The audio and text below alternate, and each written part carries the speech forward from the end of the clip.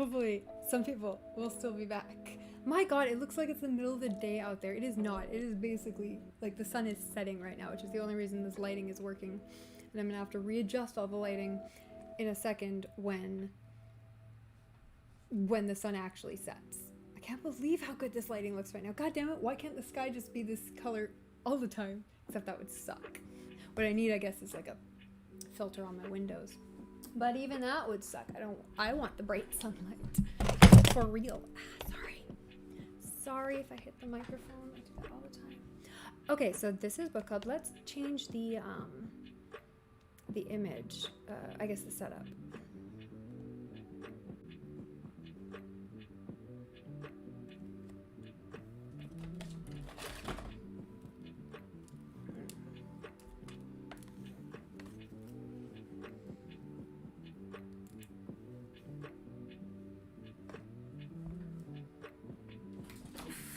Fall over. Let's not, actually.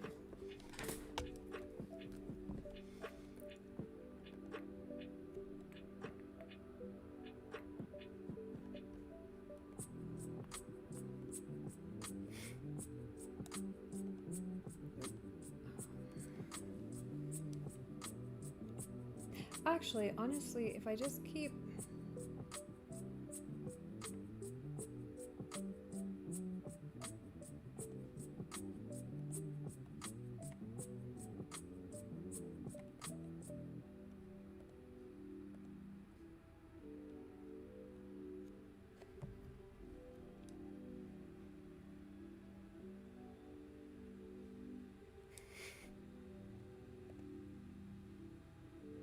okay, if I keep that and then like readjust the camera a little bit, move it down. Okay, and then, hey, 2 viewers are back. Yay, someone returned. Okay. Why do I have stuff in my way all the time? This is like a box of stuff I'm getting rid of.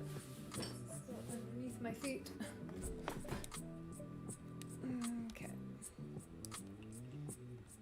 Got that, and I guess I don't have a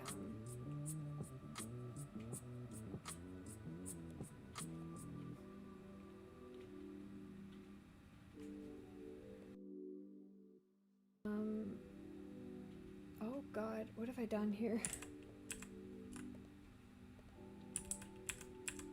Oh no, I moved the background. Oh no! Background, come back. Didn't mean to move you. Don't know where you're supposed to be. Close enough. Okay. Oh, okay, so I am going to try to decide what I'm doing here. Sorry, this is a mess. It's my first time trying to do this, but we're just here to chat. I don't see anyone here anyways right now, so at least not in the chat. I see some people watching, but we will be talking about books today. We're going to be talking in particular about the book I just finished reading, which is Never Split the Difference, which was a really good book. It was actually amazing. It is available on Scribd. I'm not sponsored or anything, but I really like Scribd and I love Libby, so I highly recommend it. Scribd you have to pay for, Libby is free. If you get your library card, you can get it for free.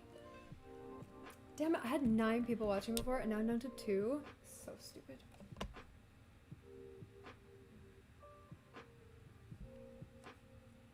Okay, let's make sure.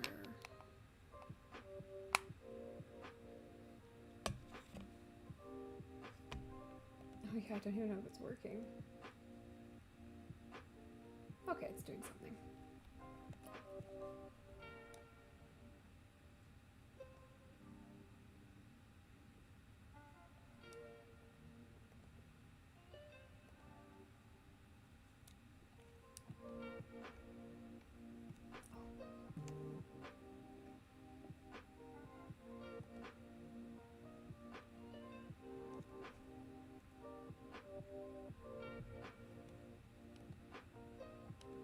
Just trying to get Discord going here. Oh, there we go. Okay, that's quite loud though. The Silmarillion, yeah, that's a tough one. I remember the first time I tried to read that, I gave up like 100%. The only way I got through it was like diving in, knowing exactly what I was doing, and just like a lot of skimming. Tolkien gets so high on his writing, sometimes you just gotta skim. You just can't read every word. But other than that, like some really cool stuff in the Silmarillion. Like I love all the worlds Tolkien, sorry for the shaking, the Tolkien builds and everything. I think it's just amazing. But yeah, no, the Silmarillion's a bit of a slog if you're not prepared for it, but it is worth, honestly, I would say give it a go again and do it intentionally. Be like, if one of the stories isn't catching your interest, like just skip to the next bit, or like really just start skimming. Because like you don't need to know every detail of it to be like, oh yeah, I really liked the Silmarillion. It's like, well, I like this part and I like that part, and you know, like obviously for me, I really like the romantic stories. Like there's a couple good ones, and then I love all the like the gods and like the real world building, like literal world building. I like all that stuff in there. I thought it was really cool. The Physician, what's that one about? I don't even know if I've heard of that one.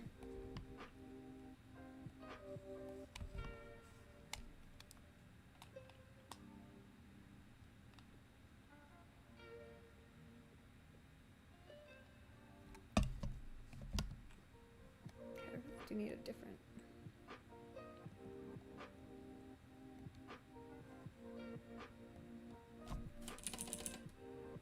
Oops.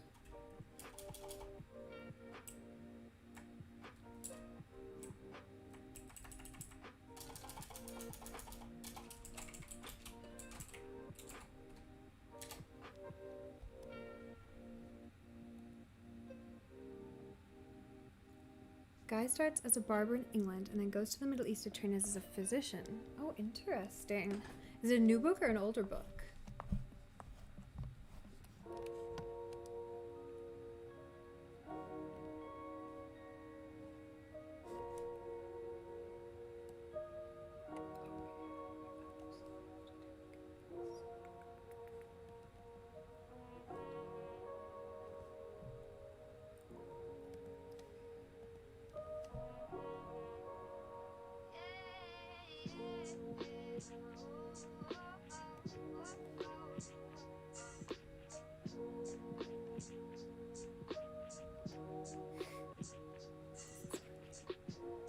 Older? Ooh. Very good.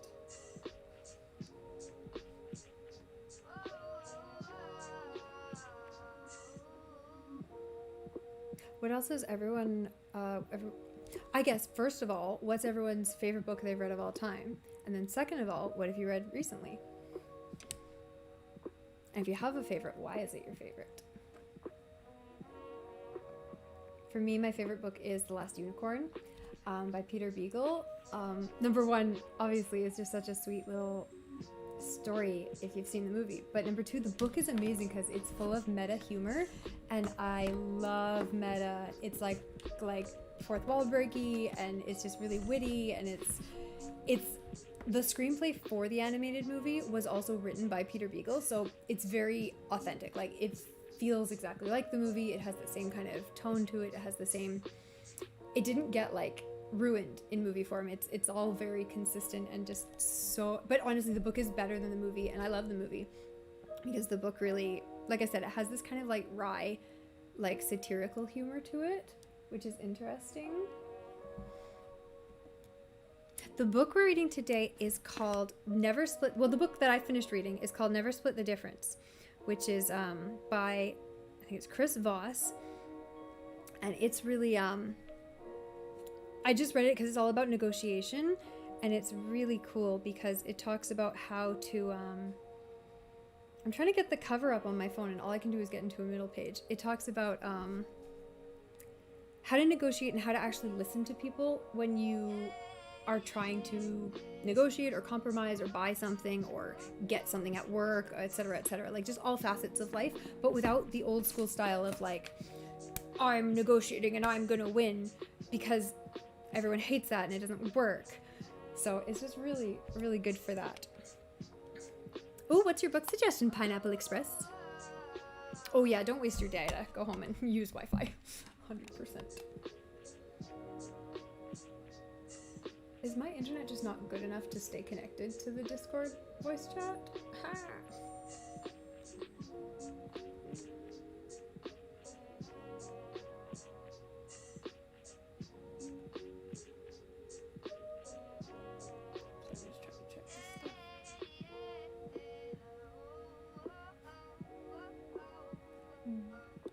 Okay, we'll just leave that alone. I still haven't figured out actually changing any of this stuff. Oh, you're currently reading Mein Kampf. That's an interesting one. I haven't read it myself. I've just like seen intercept. What am I trying to say here? What's the word I'm looking for? Like quotes, I guess, kind of thing.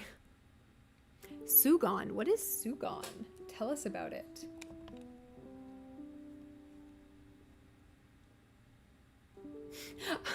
Okay, that's not really a book recommendation. Maybe joke books for for children.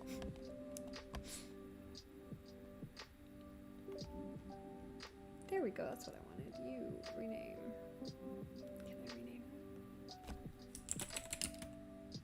Oops, wrong. Got too many keyboards going on. Done. No, that didn't work at all. Okay. Paste duplicate.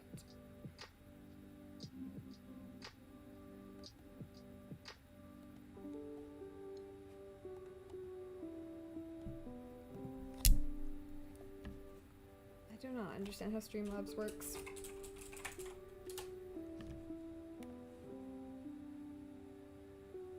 It's actually the opposite of what I wanted to do.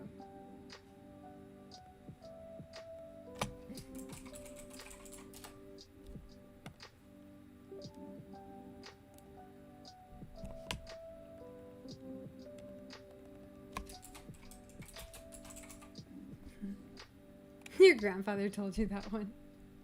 I mean, it's a classic. Can't argue with that.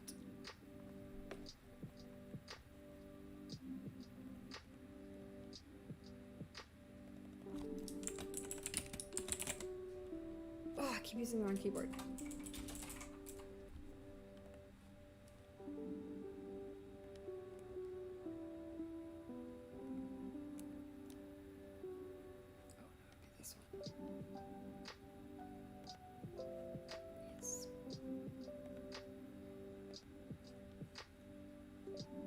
There we go, book club.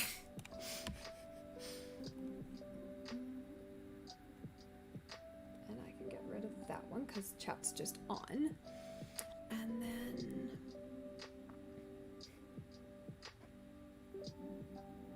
perfect. Okay. I think that's actually set. Oh, and I can get rid of this one. 2. Oh, this one I know what I should do. And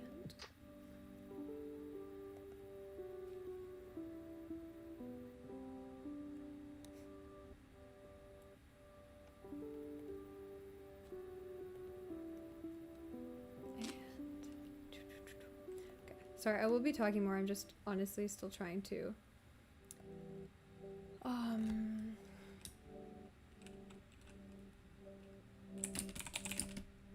wrong keyboard.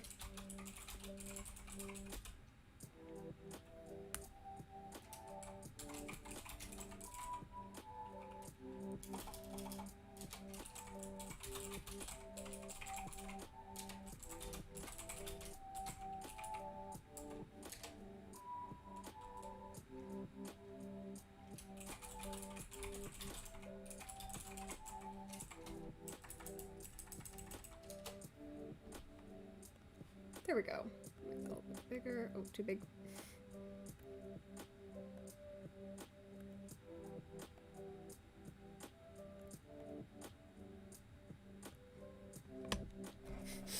But yeah, okay, so I mean, I guess I'll just talk about the book, what I liked from it. I ended up like, usually when I'm reading a book for like, kind of for either self-improvement or for business knowledge or something like that, I'll end up taking a lot of notes. And for this one, I ended up taking a ton of notes.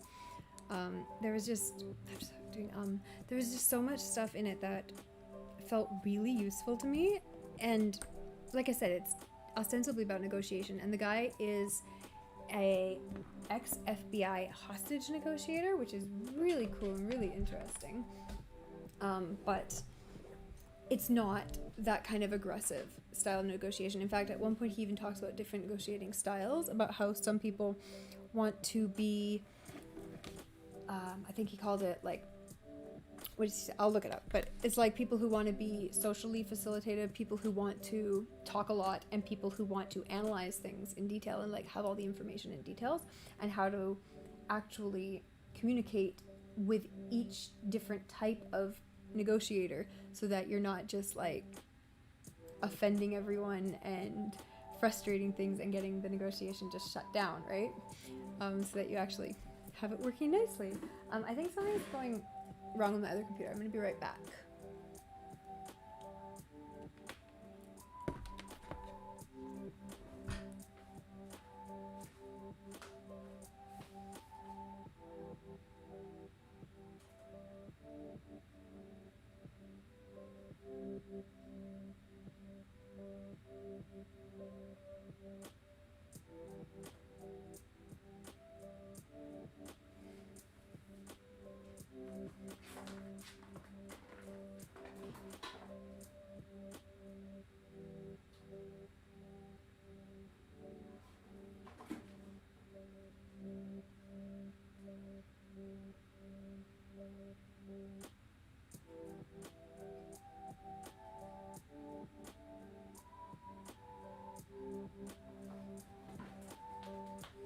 I have no idea what's going on with my technology today. It's kind of all over the place.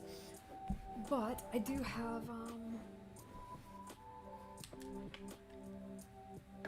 have these chocolate covered hazelnuts, which I'm excited about. So I will go through kind of, I guess, my notes from the book so that this is of interest to anyone if you're around.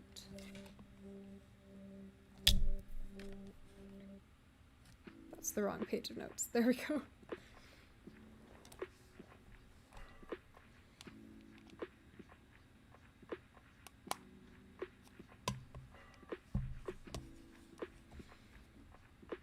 So one of the really interesting things that he talked about was how if you're talking to someone and they say we versus I, it's actually the reverse of what you'd think.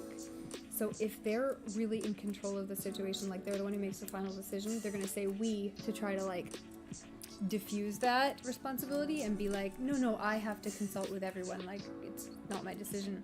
Whereas if they say I, like I'm in charge, I get to make these decisions, I know this, I want that, it's actually more likely that they're not in control of the situation, that they do have someone they have to like check with or report to, or like depending on if it's a personal situation or a business situation or whatever, people who are trying to pretend they're not in charge and like to not make a decision on the moment will use words like we, just to be like, we have to go home and think about it. And it's like, no, they're the one who's going to make the final decision in the end. Whereas if you have someone being like, I set this up and I want that and this is how I want it to go, they actually don't even have the right to make the final decision, possibly. So all this stuff is really useful if you're doing like business negotiations, if you're doing, like if you're talking with your boss, if you're talking with a client or customer, all that kind of stuff. Like I've done a lot of sales, so I really find this stuff fascinating because it was actually really interesting because a lot of this stuff he talked about where it's like, this doesn't work and this does work. It's like, oh yeah, I've seen that in practice, like 100%. If you say this to someone, they will not buy. And if you say this other thing, like, oh yeah, well, they'll actually like move along and like be interested in listening. Did my internet like just go weird or something? I don't understand why this is kind of, feels like a little bit glitchy to me. Where's my mouse?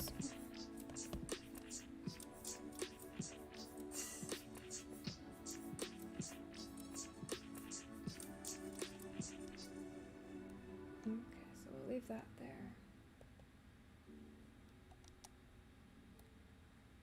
Okay, good, that's fine. And then, all right, so what's the next point from Split the Difference? Okay, so he talks a lot about active listening, which was really interesting. I mean, everyone talks about active listening, but he actually like described like a couple specific steps that you want to do to actually achieve active listening instead of being like, be a good listener. Like, what kind of advice is that? Like, what does that mean? So the 3 things he was talking about was, or at least the 2 that I can remember off the top of my head, were mirroring, like where you literally just say back the last 1 to 3 words that they said, or like the most important word that they said, and labeling, which is really just like summarizing what you think they said, but in a way where it doesn't offend them. So instead of saying like, oh, you feel X, Y, and Z, you'd say, it seems that you feel this way. And or instead of saying, I think that you have this or that, or anything on the lines of where you're describing their feelings to them too obviously, then it frustrates them instead of making them feel like you're listening, which is what you're doing, because you are listening. In order to get those words, you have to be listening in the first place. So it's just really interesting to have like more, especially for someone like me who, actually on a side note, I was just watching this really interesting talk about adult autism and autism in women, and it's like, oh yeah, okay, a couple of those things, it's like, oh yeah, no, we never actually talk about this with kids, and how like all these different little things that can happen or go wrong for people, but it's like, no, they're still functional, so we don't need to like actually do anything, don't need to make a diagnosis and stuff. It's like, okay, but like they still need help with things. And especially things like this, like where it's like, okay, well, you're talking about active listening, but it's like, okay, some people have a problem figuring out what that looks like. Even if they are paying attention, it doesn't feel like it to the other person. And so having like a set of direct steps where it's like, this is going to make them understand that you are listening to them, then it works really well, and you can just follow the steps, and then people actually care. Or at least people respond, right? Because I'm sure a lot of people have had that experience where you think you're having a great discussion with someone, and then they get mad at you, and you're like, wait, where did that come from? What just happened? And especially one of the biggest things he said was using why questions is really dangerous, because why puts people in the defensive pretty much all the time. And the only reason you'd want to use a why question is if you were deliberately trying to get them to consider why they would use your point of view. So I think the example he used was something like, why would you ever switch from your current supplier? Is that lightning? Did it just start raining? Oh my god, it's like pouring. I didn't even know it was gonna rain today, and now it's lightninging outside. Holy, oh, I can hear the thunder. Oh my god, I don't know if that translates on the microphone. Sugar, yeah, no, it's lightning and thunder. The dog's all hype. Here, bring me that animal. Hi, you. Can you maybe pull the cushion and the pillow from outside? Literally going to. Sorry, I like made a blockade. This is my barricade. It's too late for barricade day. Barricade day. This is appropriate for Les Mis. One of the first book club I was ever in, we had we did that. I don't know if you guys have ever heard of the game where everyone lists a book that they haven't read, and if they're the only one in the group who hasn't read it and everyone else has, then, I mean, this is an online group, but in the real world, everyone else is supposed to chip in and buy them that book so that they read it. So in this one, I won the game with Les Mis because I hadn't read it yet. Now I've read it because it's such a good book and movie and millions of movies and musical, but I hadn't read it yet then, so I remember that game. It was a good one. Hey, Dark Horse, and Loaf is back. It took you 6 months, but you finished reading the Wheel of Time series. Interesting. That's the one, they made one movie of that before, right? And then it never got a sequel. I haven't read the books myself, but I liked that first movie, so I was interested in seeing more and or reading. Yeah, it's just because it's so humid. It's Oh, just like okay, baby yeah. powder. Sugar, come. You don't even need to bring all those in. I just wanted the cushion. Oh, I wanted the them thing I not. missed. I wanted them not in the rain. Yeah. Right? They can stay out there. They don't need to come inside the house. Oh, just out of the rain? Yeah, just out of the rain. Keeping all the stuff nice. How many books are in the Wheel of Time series?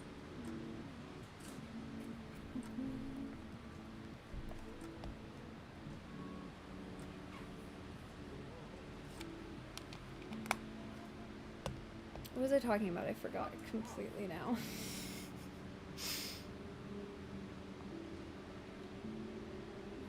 Oh no, I was just talking about Les Mis. I mean, that's great too. I'll talk about Les Mis at any book club. Let's do it. Has anyone read Les Mis, or has anyone seen some of the movies? I know the big, like, blockbuster musical came out recently, but I'm such a stickler. I really didn't like that one. Even though I goddamn love Hugh Jackman, I just thought he butchered it. So, and it really wasn't his fault. I thought it was really the director's fault, because Hugh Jackman can sing. He just was directed to sing the entire movie, and I hated it. I absolutely hated it. Hugh Jackman's weird. I'm also the only person in the world who liked Russell Crowe as Valjean. No, the thing that gets me is Hugh Jackman's crazy wide vibrato. Because I love good vibrato, but his vibrato, like, you can slow it down on YouTube, and he's literally going... Right. Like, no, but he can sing. Like, I agree he can sing, but I did not like the way they directed that or edited that or something. It just, it didn't work for me. 14 books and a prequel in the Wheel of Time series. Oh my goodness. Yeah, that's a lot. See, I never get into series that are that long because I know I'll never finish them. For me, what did I get through I was proud of lately that was long? I don't even remember. But no, I definitely... Actually, it's funny. I was saying earlier on stream that I have... Oh, I know what I was going to do. I was going to post the link to the Discord, so if anyone wanted to be in the thing, they could. I forgot what I was saying. I'm tired now. Oh, yeah. I only pick short series, but recently, as I was saying, I had a bunch of recommendations for sci-fi books lately, because one of my other friends was saying he hasn't read a lot of sci-fi and he wanted recommendations. So I'm like, oh, here's the best recommendations. But then I read everyone else's suggestions. So I'm like, oh, I want to read that. Gonna read that. And so it was just kind of, I've got a whole list of things, and a lot of them were series, because if you're putting out a modern book now, obviously your publisher is gonna basically demand that it's a series. Like, everyone wants a trilogy minimum, so it's like, I don't want a trilogy, I just want one self-contained story. Sugar, you can't bark at the rain. It's not gonna listen to you. Come here, stop being right. Come here and stop being noisy. Okay, so there's the Discord link. If anyone does want to join the Discord and have more discussions. Here, you hand her to me. I will take her. Sit down. Hey, friend. Beautiful dog friend. This is Sugar. You're recommending The Legend of Drizzt again. Right? No, I mean, especially if you like fantasy, or if you've never read a lot of fantasy, there's such a great, like, what's the word I'm looking for? Like, where something is, like, defines the genre. Like, it kind of, I mean, modern fantasy, obviously, not traditional fantasy, but it'll really give you a good starting for kind of what modern fantasy looks like. High fantasy, I guess, not like, I also read a lot of urban fantasy, which obviously you're looking different.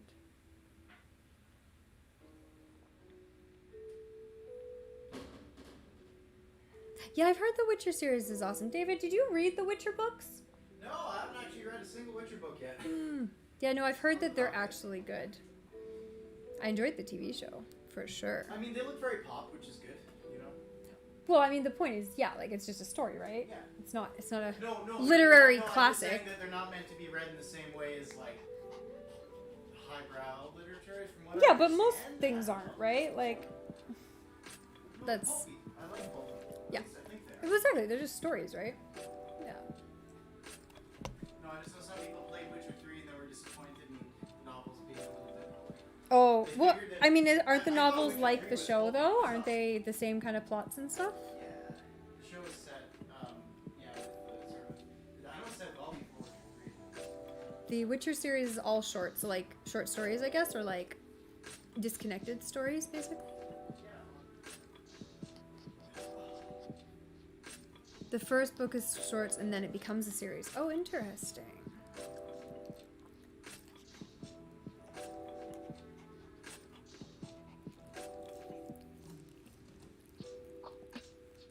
Sugar. There you are. There's your lovely face. Dog face. Don't bark, please. Thank you.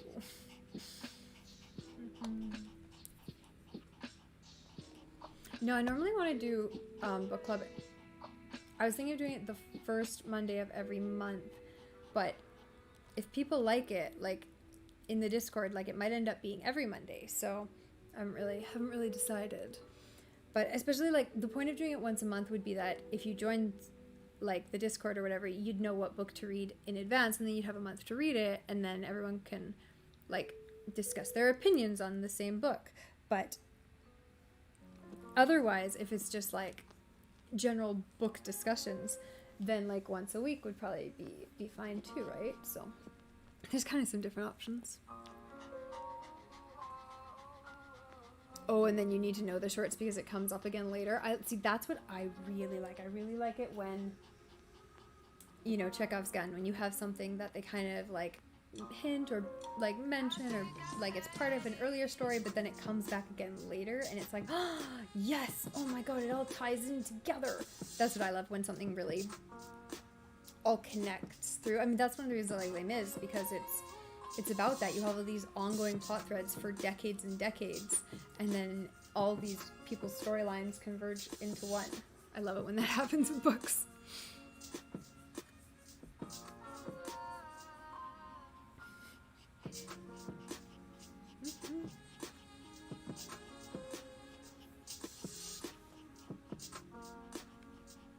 I'll give some more quotes from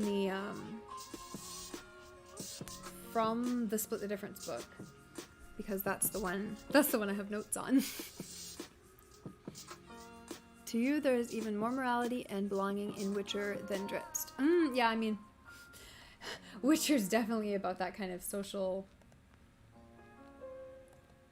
I don't know, social ostracization, social connection, fitting in, society, all those kind of heavy, interesting topics. Yeah.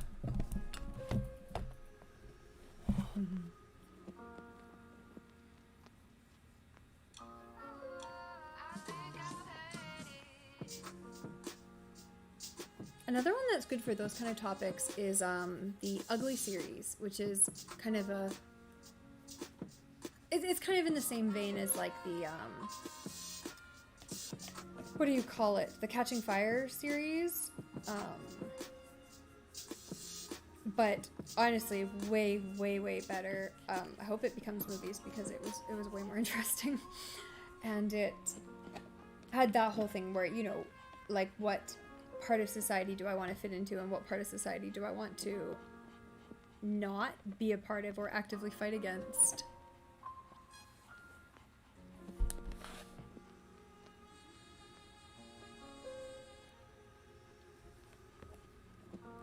Okay, yeah, so like mirroring, I was talking about this earlier. He said that mirroring is really useful to show that you're active listening. And basically, one scientific study found that they were looking at waiters, if they used just positive words or encouraging words or praise words, like great, no problem, sure, in response to a customer, the people didn't like it. They got less tips than the waiters who used mirroring, like actually repeated the orders back to them. So people really like it when they feel like they are being heard literally instead of just like, okay, yeah,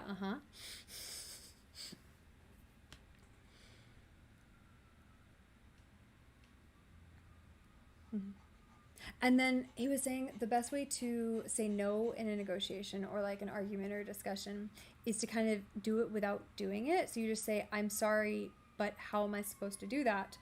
And then you ask them the question, basically, and then it makes them kind of think about how to answer it instead of just being like, no, I can't, and then the discussion's over, right? And then they're upset and you're upset and no one gets what they want. Where'd my music go? Where did my music go? Oh, I think it's just at the end of the song, end of the track. Okay, next track, please. Come on, music, let's go, let's go. Okay, so the music will start again in a little bit here. I don't know what it's up to.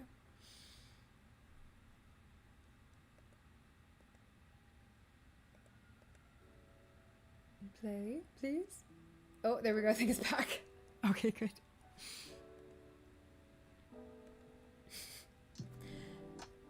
Oh, and then I was saying earlier, he was saying never use why questions except if you're asking them to defend your position.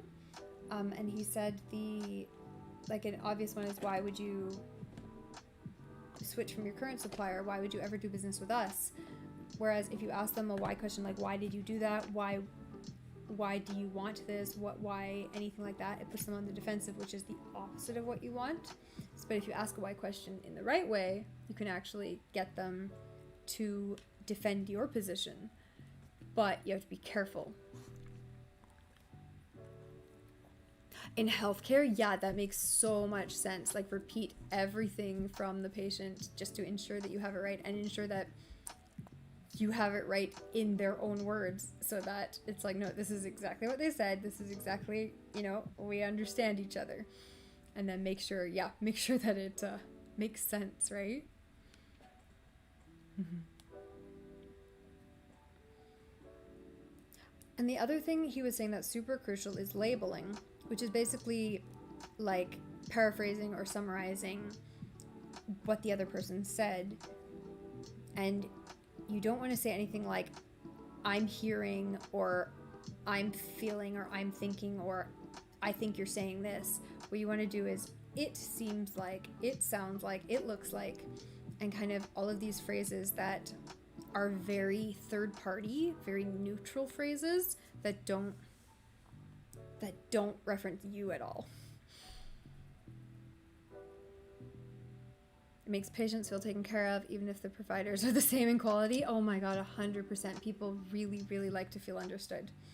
And it's crucial, like, especially for something like healthcare, where just not feeling understood might mean that they don't like follow the instructions, or they do something dumb, or they don't like learn how to, take their prescription or whatever.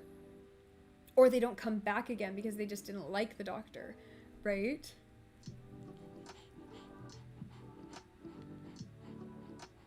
Yeah, they said to phrase a label as a neutral statement of understanding. And then basically, especially with mirroring and labeling, the whole point is that you get the other side to talk more and tell you more about what they're thinking and feeling, right? Instead of just telling them how you think and what you need.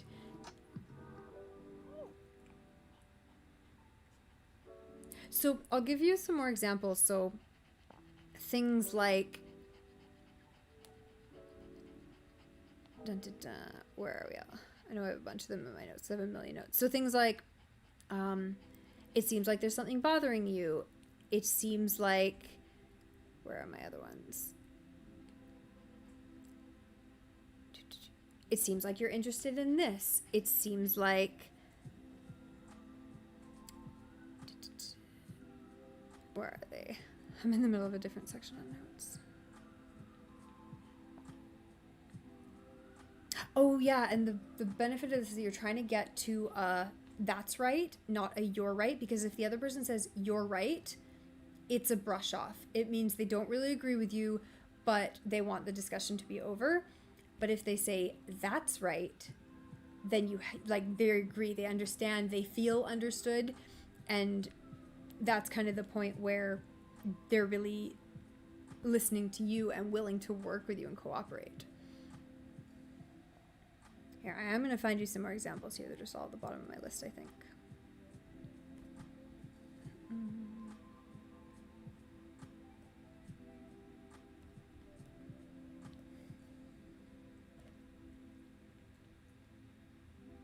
So things like how questions are really important and what questions are really important to lead in.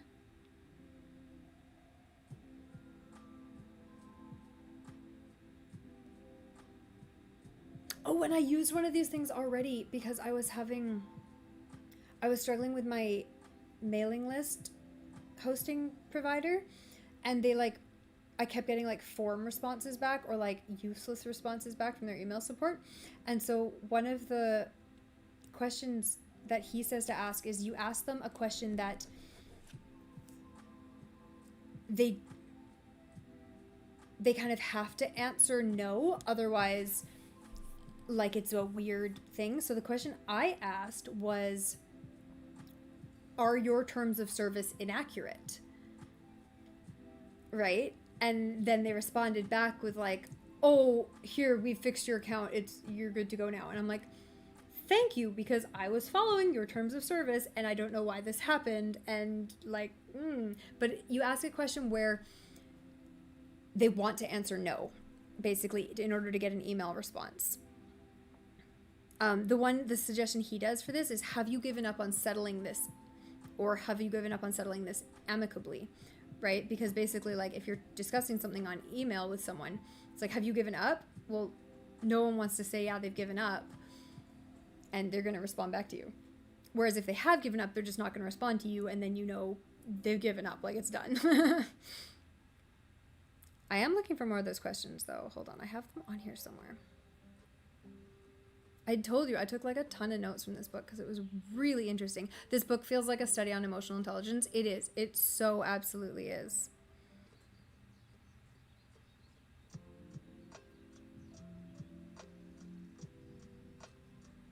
Oh, things like using your own name, because you can use their name too, but overusing their name is pretty much, it's overused. It's done everywhere, so it doesn't really work anymore. But you use your own name and let them know who you are.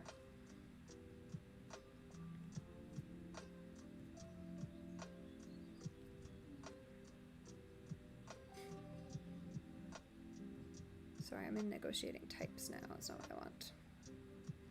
There's the why stuff. Why is a bad question to ask, because it's going to put someone on the offensive, the defensive. Okay, so like, I finally got to the part on the it seems notes. It seems like X is valuable to you. It seems like you don't like when I do this, or you don't like when this happens, or you don't like X, Y, and Z about the current situation. It seems like you value whatever it is they're talking about. It seems like X makes it easier. It seems like you're reluctant to do whatever. So those kind of questions are what you would use for labeling. To kind of, basically, like I said, labeling is summarizing their position in a way that they're going to say that's right and not you're right. As soon as they say you're right, you're losing them. You're losing them real fast. In fact, they're gone.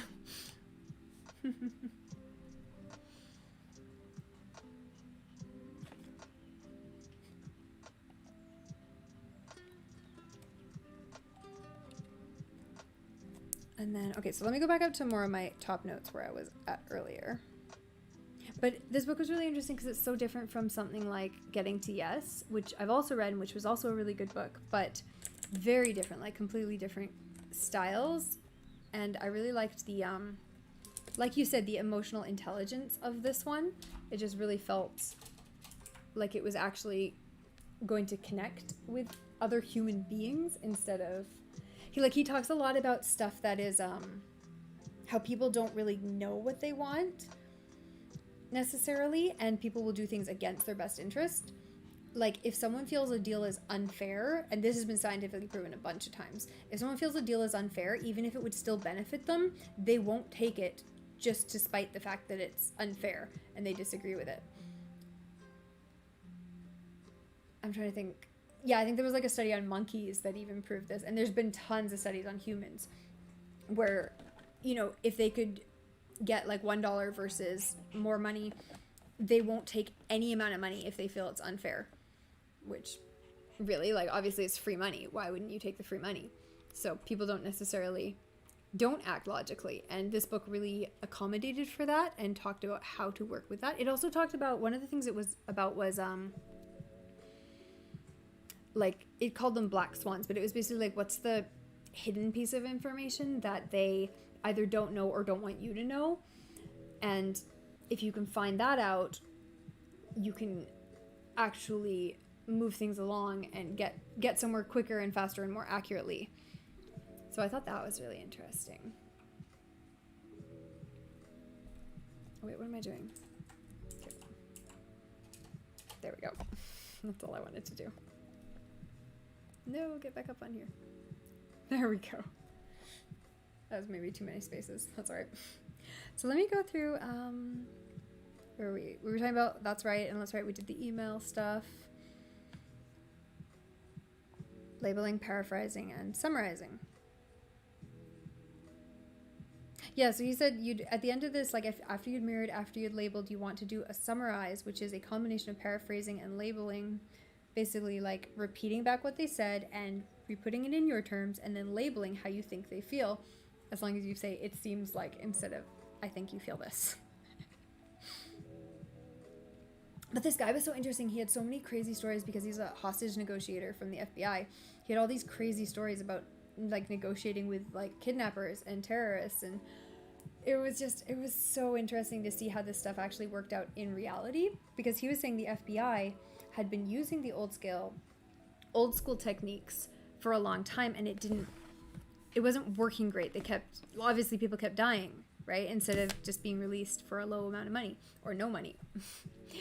And so he went through kind of how they had changed that whole system over time to be this system, which actually works with real people, especially people who are emotionally heightened state or who are confused or who are desperate.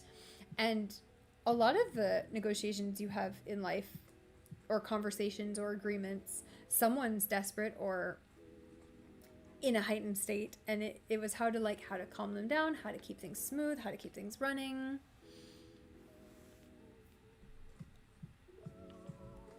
Are those spammers or bots? I will get rid of them.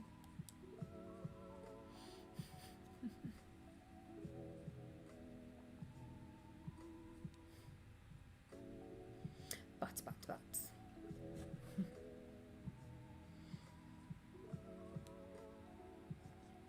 Okay, yeah, here's my notes on the fairness and rationality. Also, you never want to tell someone that what you're offering is a fair deal, or imply that what they're doing is unfair, because again, it puts them on the defensive and it kind of takes you away from reaching an agreement.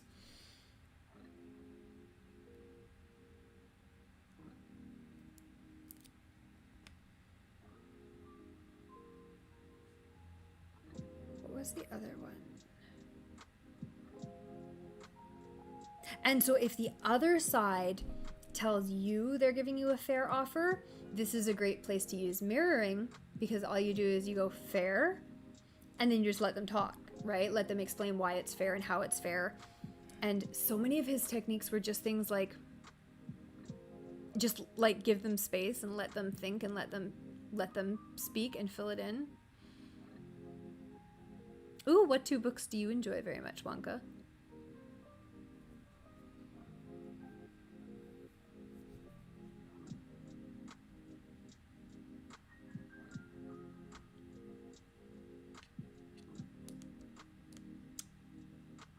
Oh, and then one of the interesting things he said was to upfront make sure you cover all of the like negative things they might say or think about you, get them out of the way and actually like call them out, especially if you're going into a situation where they're not going to like it. He was talking about like business deals where you made an agreement to do X amount of business and now you can't do it anymore for, you know, whatever reason, like business downturn or something. And like to start off the conversation with like, I know you're going to be like upset and you're going to think I'm trying to trick you and trying to do X, Y, and Z and trying to scam you, and like literally call out all the worst parts, because then it puts them in the position of being like, no, we don't think that, you know, like, let's be reasonable, like, let's discuss it, right? What's actually going on. Instead of trying to hide it or disguise it or like sneak around it, because then that's exactly what they're thinking in their head, like, this person's trying to scam me, this person's trying to rip me off. And if you actually call it out, now it's in the open. Yeah, call yourself out, own up to it, exactly. Oh, Perfume. I've been wanting to read that one, actually. I think that one's somewhere on my Amorphous list. And Portrait of Dorian Gray. I've never read that one, and I don't know why I haven't read that one, because I feel like I will really like that book. I feel like that book would definitely be up my alley, so I should probably move that one higher. That's one of the books like that you can get on either one of the apps I posted, actually, probably, because it's an older one.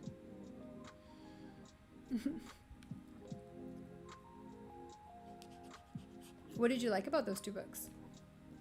Hi, dog friend. Oh, I wanted to get rid of the timer. I don't need a timer on this.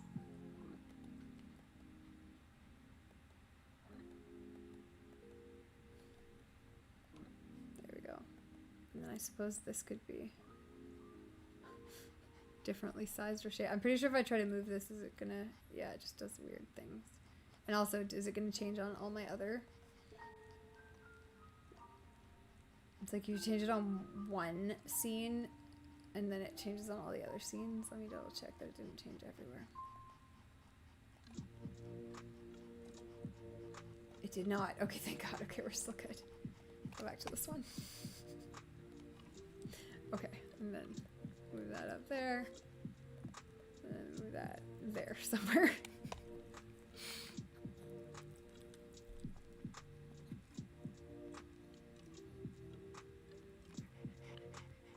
Alright, back to the homework with you.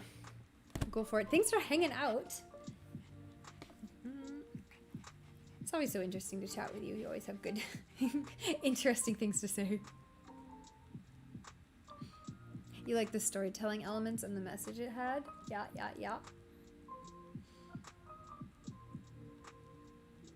What kind of storytelling elements did you like about it? I'm such a huge fan of story. I feel like the other thing I would do would be like a writing group, because I love like story element. Hey, stop moving. Go back to where you were. I love story elements. I love like story plot points, like story beats, all that kind of stuff, and how to write a story. In fact, one of the stories I read this year that was really like, I absolutely adored it, but it's one of the ones I'd be hesitant.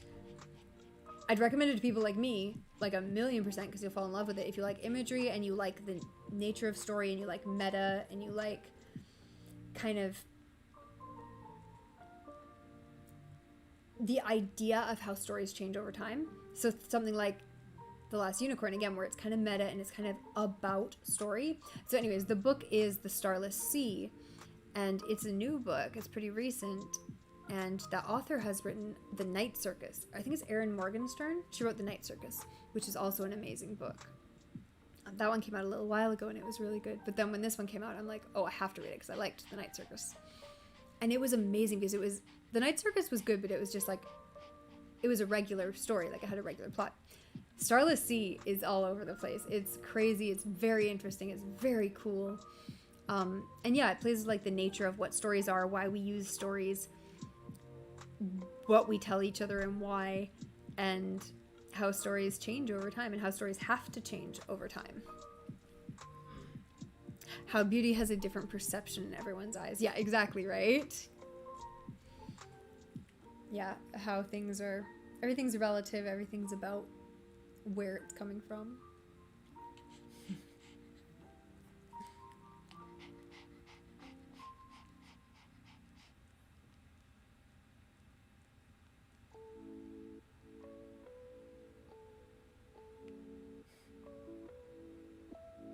And then, so what are some other notes that I had from the thing?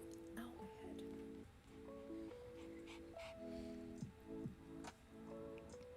Yeah, a lot of what he talked about was things like just being pleasantly persistent, like just like I'm sorry, I wish I could do that, and also like agreeing with them on things like I'm sorry, yes, your business deal is a good offer. Your what you're selling probably is worth more than that, but I just can't do it. How could I afford that? How could I do this? And you just like, you'd be very very nice and just keep asking them questions. How and what questions instead of yes no questions.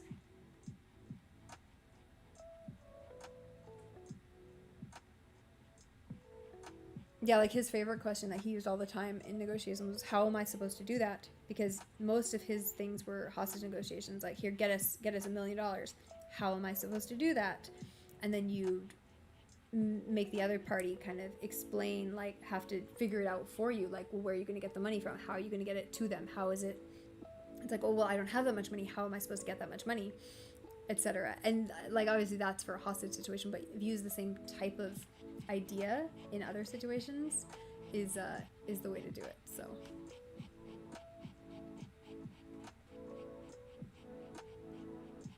yeah, through the elements of literature, right?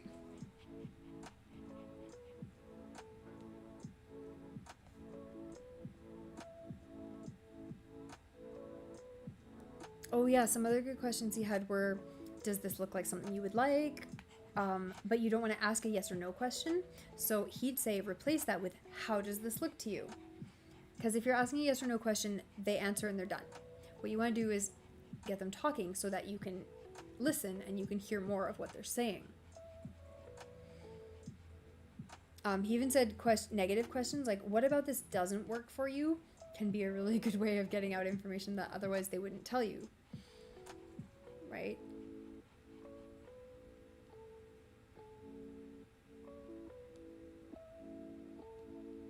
But yeah, a bunch of like how and what questions. What about this is important to you? How can I make this better for us? How can we solve this problem? I just thought it was all just so very, very interesting.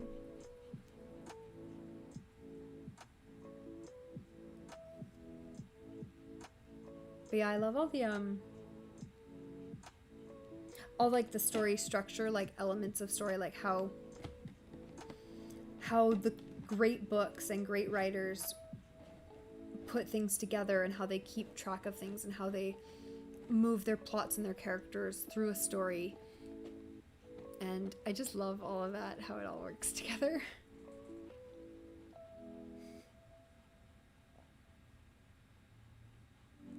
Yeah, I was saying you're right is bad. He said if you hear you're right or I'll try, it basically means like they're not gonna do it. They're gonna fail. They're planning to fail. And I'm sure everyone remembers a time when they've been like, you're right, but it's one of those questions that leads to a but.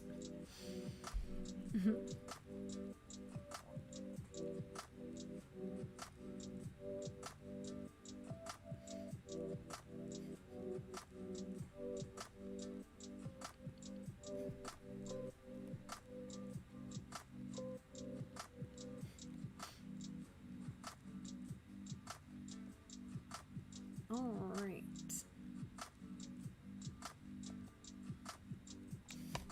What else do we have? Do I have any other interesting notes from this book? Also, if anyone has any suggestions for the next book topic,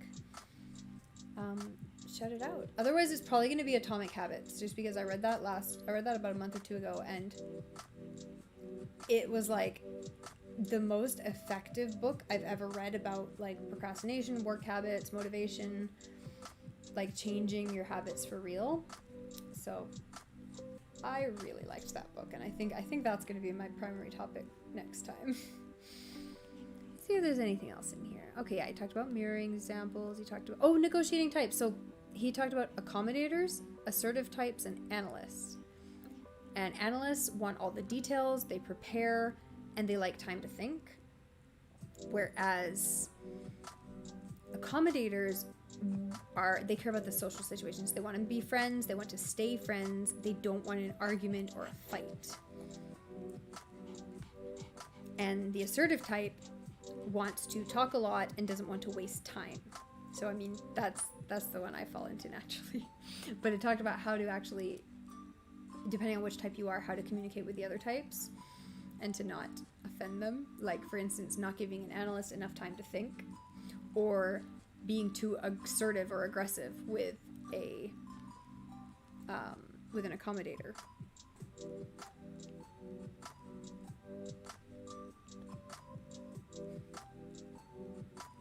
Or wasting the time of an analyst. Or no, of a assertive. Analysts need their time.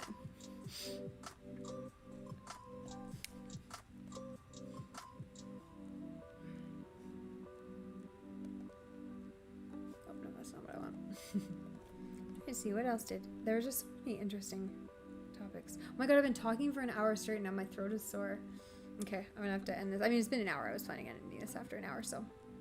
But let me see if there's anything else. He talked about emotions. He talked about why. Don't ask why. Yeah, and then he just went through a list of kind of, like, he called them calibrated questions. What are we trying to accomplish? How is that worthwhile? What is the core issue here? What's the biggest challenge you face? How does that fit into the objective? So it's just really, really interesting stuff like that.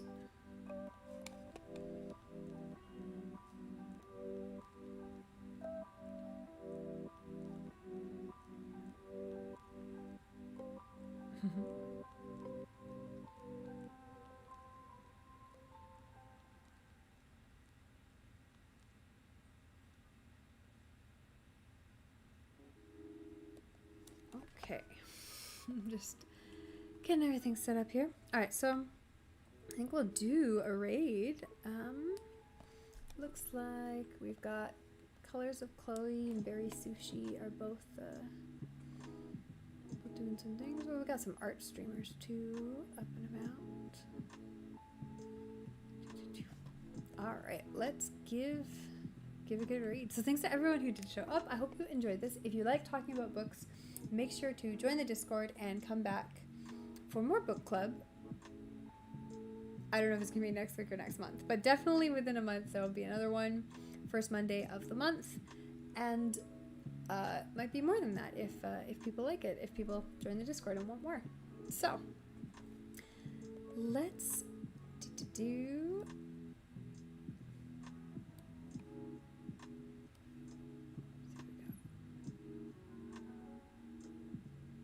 All right, we'll do this one.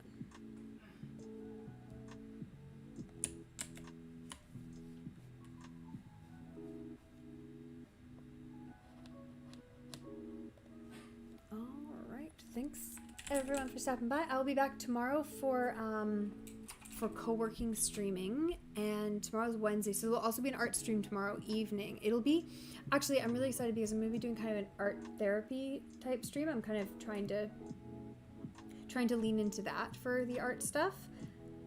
So if you want some time to relax, to decompress, to, like, you know, to kind of combat anxiety or depression or those kind of things, this is the kind of art stream for you.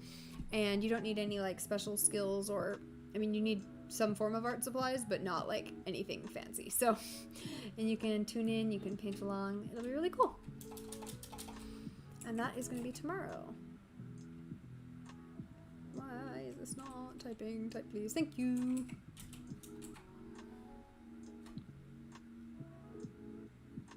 No, not gonna work? Okay.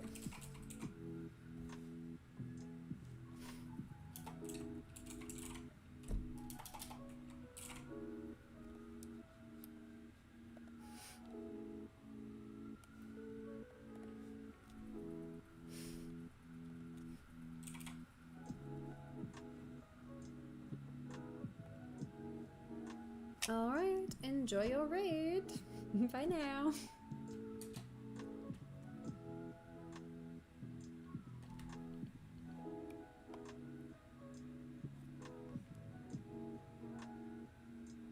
Check the Discord, sign up for the book club, and talk books more in the future.